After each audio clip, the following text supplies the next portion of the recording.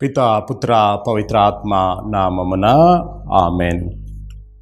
ప్రియ సహోదరి సహోదరులారా, మీ అందరికీ కూడా దివ్యవాణి టీవీ దైవ సందేశానికి మిమ్మల్ని అందరినీ కూడా సాదరంగా ఆహ్వానిస్తూ ఉన్నాను.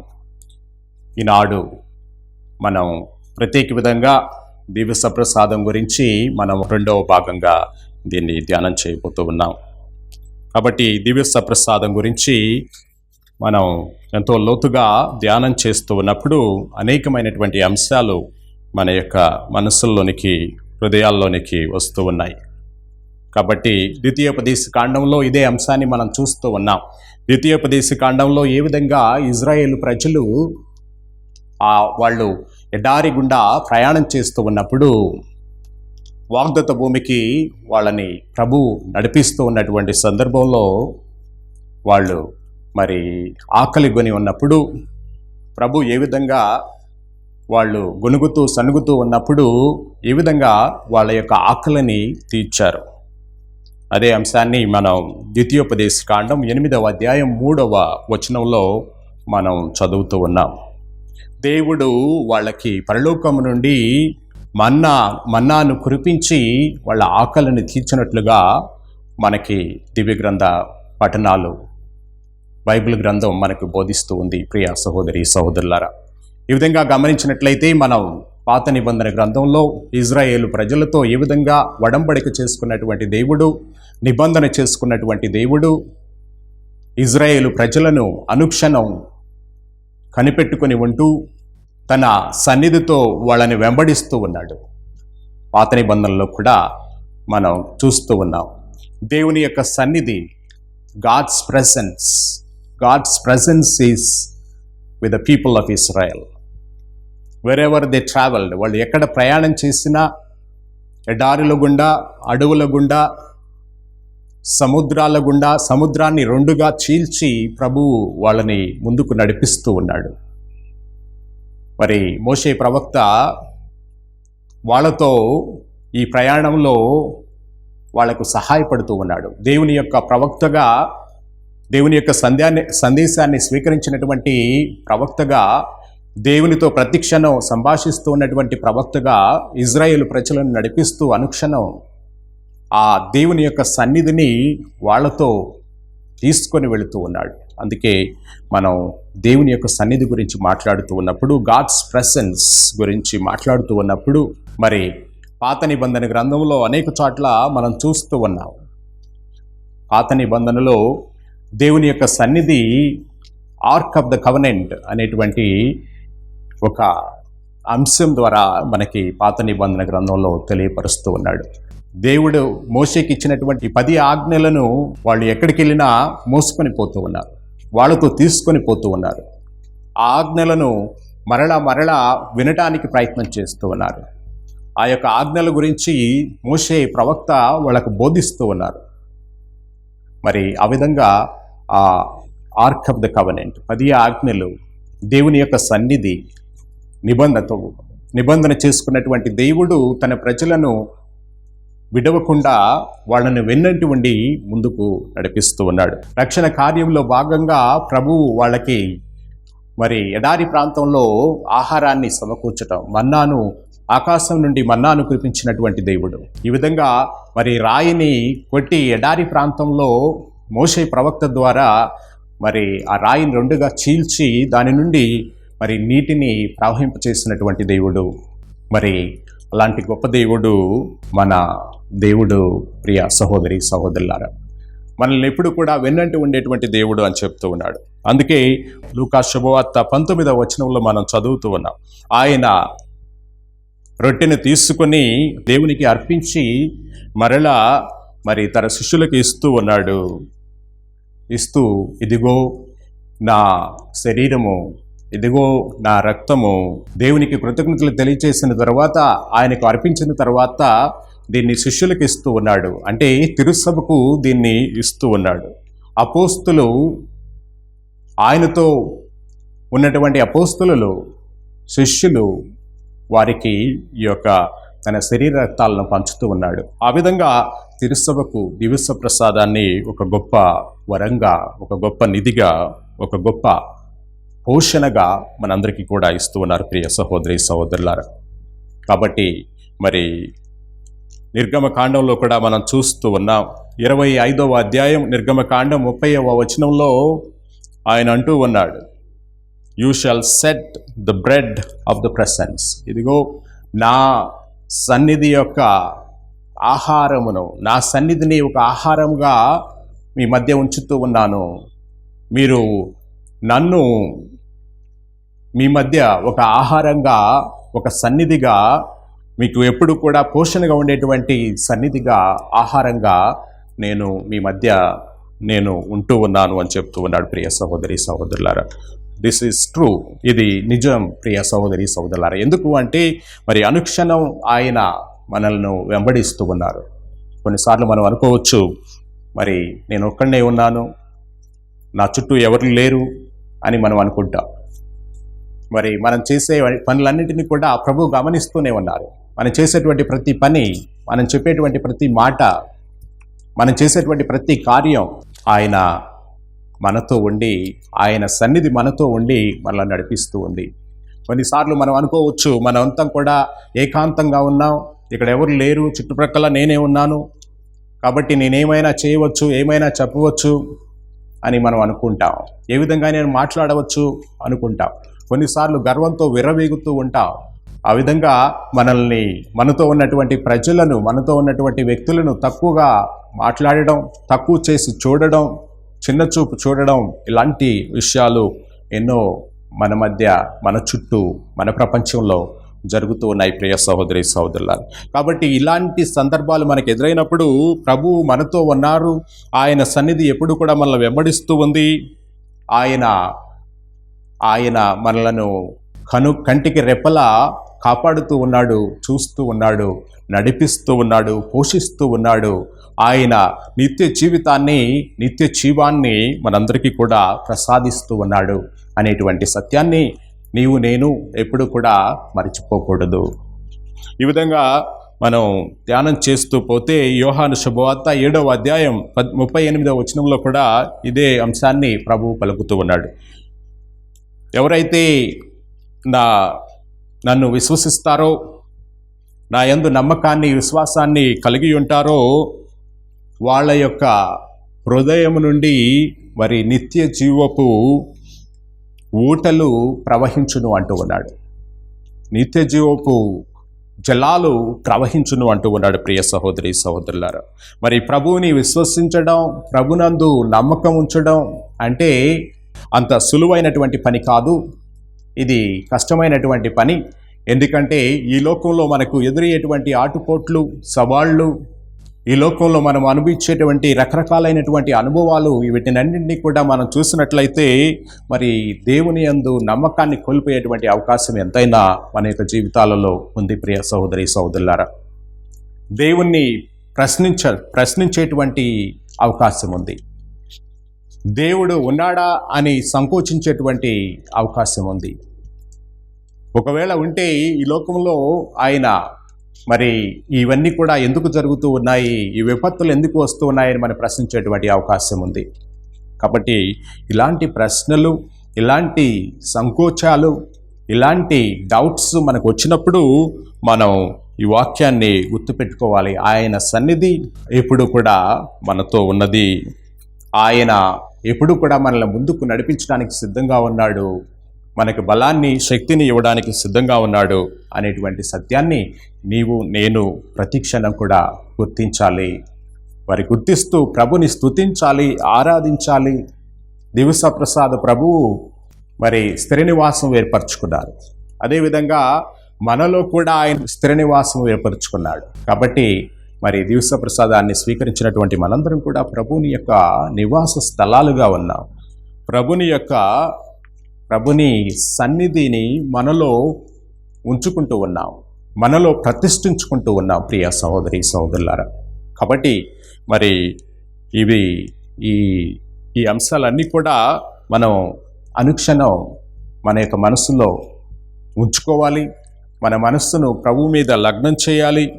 మరి మనం ఏ పని చేస్తూ ఉన్నా ప్రభువు మనతో ఉన్నారు, ప్రభువు మనలో ఉన్నారు ఆ దివస ప్రసాద ప్రభువు మన చెంతే ఉన్నారు, మనల్ని కూడా ముందుకు నడిపిస్తూ ఉన్నారు అనేటువంటి అంశాన్ని మనందరం కూడా గుర్తు తెచ్చుకోవాలి. ప్రతిక్షణం మనం గుర్తు చేసుకోవాలి.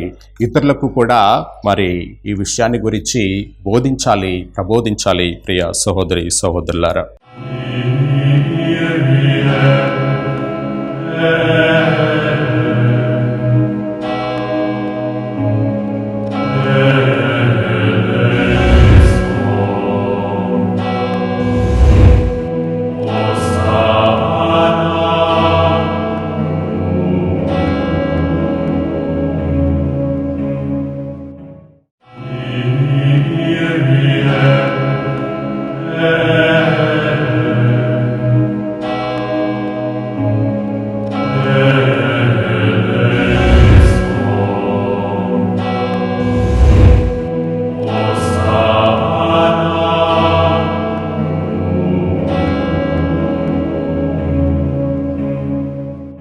దివస ప్రసాదం గురించి మనం మాట్లాడుతూ ఉన్నప్పుడు ఈ లోకంలో ఎంతోమంది ప్రజలు ఉన్నారు. ఎంతోమంది ప్రజలు ఉన్నప్పటికీ ఎన్నో దేశాలు మరి ప్రభుని విశ్వసించాయి.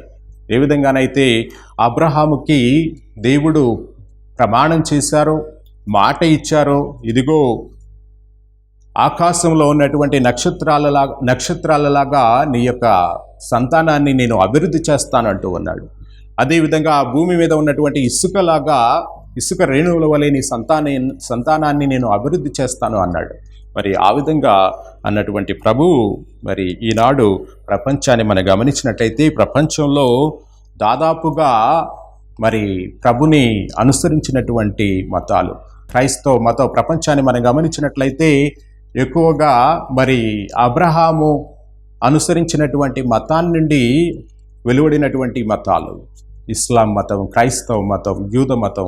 మరి దాదాపుగా మరి ప్రపంచ జనాభా 750 కోట్లుగా ఈనాడు మనకి జనాభా లెక్కల్లో మనం చూస్తూ ఉన్నాం. మరి అలాంటిది దాదాపుగా 450 నుంచి 500 కోట్లు మరి ఈ అబ్రహామును అనుసరించినటువంటి విశ్వాసంలో అబ్రహాముని అనుసరించి నడిచినటువంటి మరి విశ్వాసం కలిగినటువంటి మతాలు క్రైస్తవ మతం, అదేవిధంగా యూద మతం, మరి ఇస్లాం మతానికి చెందినటువంటి వాళ్ళు ఎక్కువగా ఈ ప్రపంచంలో ఉన్నట్లుగా మనం చూస్తూ ఉన్నాం. ప్రియ సహోదరి సహోదరులారా, అంటే దేవుడు చేసినటువంటి ప్రమాణం అబ్రహాముకి ఆయన నిబంధన ఒడంబడిక చేసుకున్నప్పుడు ప్రభువు చెప్పినటువంటి మాటలు సాక్షాత్తు నెరవేరినట్లుగా మనం చూస్తూ ఉన్నాం.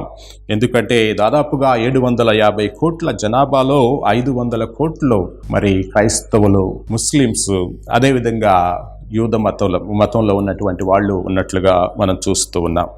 కాబట్టి మరి ఈ విధంగా మనం గమనించినట్లయితే ప్రభు పలుకులు, దేవుడు ఏర్పరిచినటువంటి ఈ యొక్క ఒడంబడిక, ఈ యొక్క నిబంధన ఎంత గొప్పగా దేవుడు దీన్ని ఆశీర్వదిస్తూ ఉన్నారు మనం గమనించవచ్చు. ప్రియ సహోదరి సహోదరులారు, ఈ విధంగా మనం గమనించినట్లయితే కొన్ని దేశాల్లో మరి ఆర్థిక ఇబ్బందులు కొన్ని దేశాలు ఈ మధ్యన అవి ఎదుర్కొంటూ ఉన్నాయి.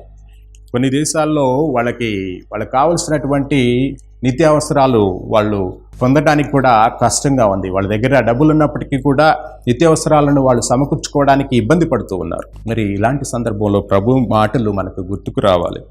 మరి వాళ్ళకు కావలసినటువంటి డైలీ బ్రెడ్, నిత్యం వాళ్ళు భుజించేటువంటి ఆహారం వాళ్ళకి కొనడానికి కూడా అందుబాటులో లేదు.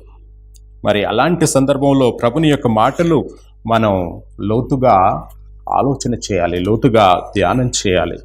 మరి ప్రభు ఆయన ఎంతోమందిని, 1000 మందిని ఒకసారి సువిశేషపట్నంలో ఒకసారి 5000 మందికి పైగా ఆయన భోజనం సమకూర్చినట్లుగా, భోజనం జనాలకు పెట్టినట్లుగా మనం చూస్తూ ఉన్నాం. ఇంకొక మారు 4000 మందికి ప్రభు భోజనాన్ని పెడుతూ ఉన్నారు, ఆయన ఆహారాన్ని పెడుతూ ఉన్నారు. ఈ విధంగా మరి 5 రొట్టెలు 2 చేపలు మాత్రమే ఉన్నటువంటి సందర్భంలో ప్రభు వాటిని తీసుకొని మరి 5000 మందికి మరి పుష్టిగా వాళ్ళు సరిపోయినంత భోజనాన్ని వాళ్ళు పుష్టిగా భోజించి వెళుతూ ఉన్నారు. అంటే మరి ప్రభుని వాక్కు, దేవుని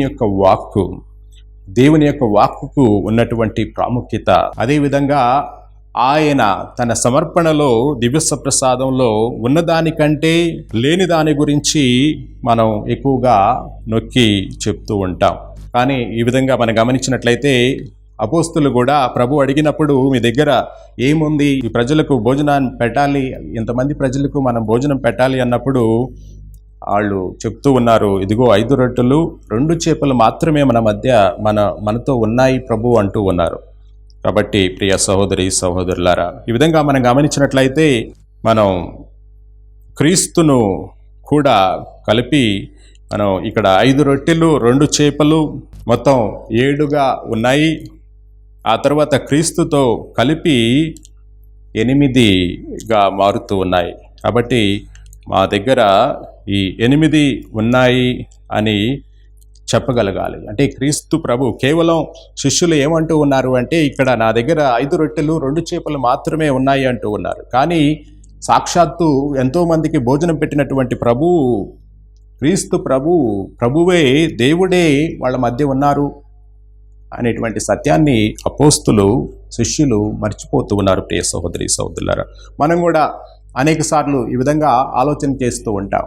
మనకున్నటువంటి లిమిటేషన్స్లో, మనకున్నటువంటి చిన్న చిన్న వాటిని గురించి ఆలోచిస్తూ ఎక్కువగా దాని గురించి మాట్లాడుతూ ఉంటాం, దాని గురించే మరలా మాట్లాడుతూ ఉంటాం, దాని గురించే నొక్కి ఒక్కాణిస్తూ ఉంటాం.